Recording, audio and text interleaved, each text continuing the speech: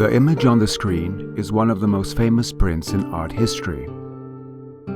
It is called El sueño de la razón produce monstruos. It translates into English as The sleep of reason produces monsters. It shows the figure of a man, an artist, resting his head upon a table on which pens and papers are laid. He is mired in sleep, and that is when the animals of the night, or the monsters, arise and take over the scene. In a simple reading, the man represents reason, the light of reason, and it is precisely when he falls asleep, when reason falls asleep, that darkness emerges with its torrent of negative elements. Lurking creatures representing evil, madness, wrongdoing, anger, folly, ignorance, and superstition.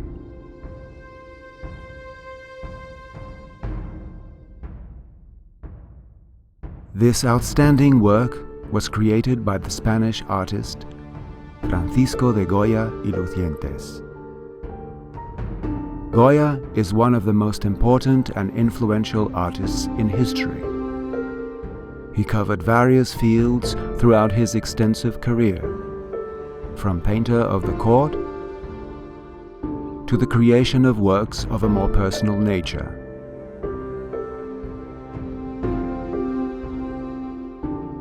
As it is the case with his series of engravings called Los Caprichos. Los Caprichos are a set of 80 prints in aquatint and etching, in which Goya treats society and its customs under the veil of irony. Goya consciously assumes a social and political role, marking his own revolutionary process against the old ways, the old regimes. He began working on the series after a long illness, which left him completely deaf, resulting in a physical and mental breakdown. During this period, he was able to contemplate numerous English prints, which could have influenced his work to some extent. The most popular British artist to be studied in Spain was the pictorial satirist and social critic William Hogarth. Goya made preparatory drawings for The Sleep of Reason. In this first drawing, we understand that the man is the artist himself. The body language is one of nervous tension. The hands seem to be clasped in prayer. A cat rubs himself against the leg of the chair. In front of the table, there is a box with a hinge lock, supporting the picture of a saint succoring a child. A halo of light radiates from the sleeper's head, in which we see the outlines of a terror-stricken face, diabolical features laughing, and two serene Goyas who seem to be lending lucid support to sleeping reason.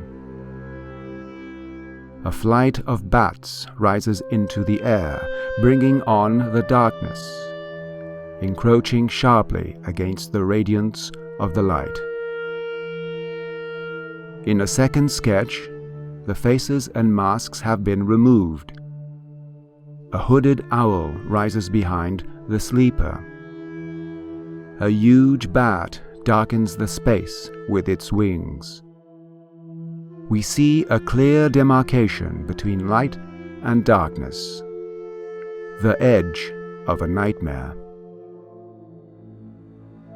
The cat has more body and is now looking up. Its predatory eyes are wide open. The painter's head is slumped upon the table, and his hair falls over his brow. The objects in front of the table were removed to make room for the following words: Idioma universal, the universal language, drawn and engraved by Goya, 1797. In the print itself, the artist is surrounded by owls. One of them has taken up a drawing pencil from those scattered over the table, a collaborative gesture or a mockery of the artist's vain attempts.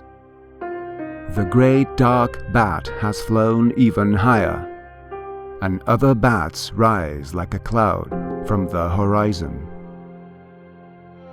As the night animals emerge, the light reveals their true nature. They are not monsters in the strict sense. The monstrous is the unknown, what is kept in the dark, sunken in shadow. The disturbing revelation is written clearly. The sleep of reason produces monsters. This sentence is not entirely transparent. In Spanish, the word sueño, dream in English, takes on ambiguous meanings, open to several interpretations. Sueño as being the state of sleep, the absence of wakefulness. As long as reason is vigilant, maintaining a waking state, its light limits or extinguishes the shadows.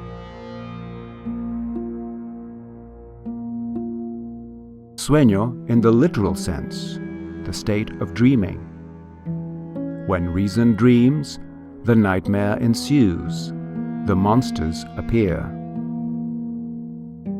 It can be said that reason has its subconscious state, its night, its land of shadows.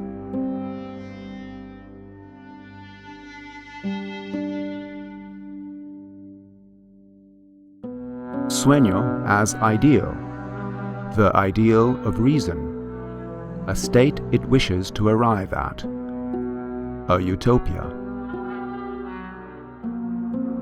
Reason begins with a promising goal, an effort of infinite perspectives. But at the same time that its light ventures forth, new shadows are produced, new departures from its confines. Every act of enlightenment progresses to new states of shadow, to new nightmares.